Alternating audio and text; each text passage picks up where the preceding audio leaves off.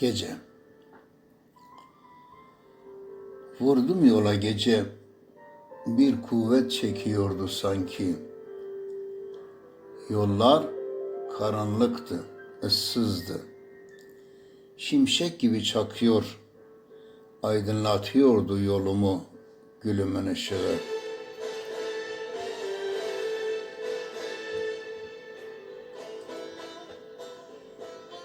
Seher yaklaştıkça çekmez oldu şimşekler. Anladım uyuduğunu vefasızın.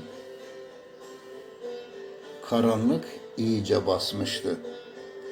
Bir görseydim şehrin tabelasını gülümün, belki rahatlardı gönlüm. Ama olmadı.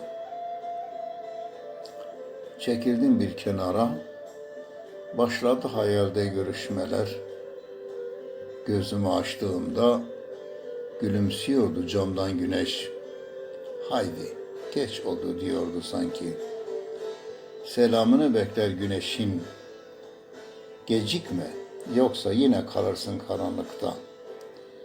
Vurdum yola ve avazım çıktığı kadar bağırdım. Aç kollarını geliyorum gülüm.